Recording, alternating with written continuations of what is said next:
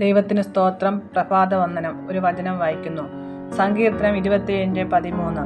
ഞാൻ ജീവനുള്ളവരുടെ ദേശത്ത് യഹോവയുടെ നന്മ കാണുമെന്ന് വിശ്വസിച്ചില്ലെങ്കിൽ കഷ്ടം. പ്രിയമുള്ളവരെ, ജീവിതത്തിൽ ചില ഘട്ടങ്ങൾ വരുമ്പോൾ നമ്മൾ ശക്തരായി തോന്നും. ചില നിമിഷങ്ങളിൽ ഒരു വാക്കുപോലും ആശ്വാസമായില്ലെങ്കിൽ നമ്മൾ തകർന്നു പോകുമെന്ന അവസ്ഥ വരും. ദാവീദ് ഇതേ അവസ്ഥയിലൂടെയാണ് കടന്നുപോയത്. ദാവീദിന്റെ ജീവിതം നോക്കിയാൽ അവന്റെ പ്രശ്നങ്ങൾ ചെറിയതല്ല.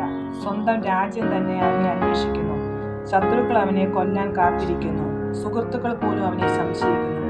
ഈ പശ്ചാത്തലത്തിലാണ് അവൻ പറയുന്നത്, ഞാൻ വിശ്വസിച്ചില്ലെങ്കിൽ നശിച്ചു പോകുമായിരുന്നു. നശിക്കുക എന്ന് പറഞ്ഞാൽ ശരീര മരണത്തെക്കാൾ കൂടുതൽ ഉള്ളിലെ തകർച്ചയാണ്.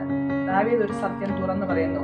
ഒരു മനുഷ്യനെ നടത്തുന്നത് ശക്തിയോ പദവിയോ അനുഭവമോ അല്ല, വിശ്വാസമാണ്.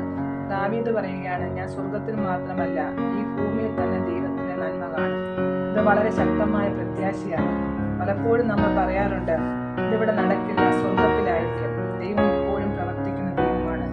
ദാവീദ് പറയുന്നില്ല, എന്റെ പ്രശ്നങ്ങൾ മാറും, ശത്രുക്കൾ ഇല്ലാതെയാകുമെന്ന്. പക്ഷെ അവൻ പറയുന്നു, ദൈവത്തിന്റെ നന്മ ഞാൻ കാണും.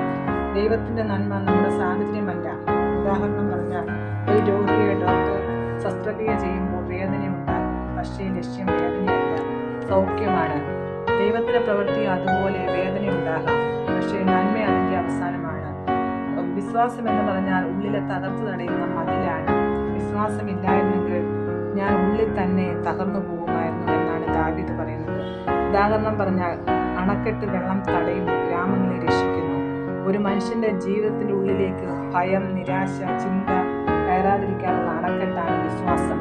പ്രിയമുള്ളവരെ, ഇന്ന് നാം ഓരോരുത്തരും ജീവിക്കുന്നത് നമ്മുടെ ശക്തിയാലല്ല, നമ്മുടെ ബുദ്ധിയാലല്ല. നമ്മൾ ദൈവത്തിൽ വിശ്വസിക്കുന്നത് കൊണ്ടാണ്.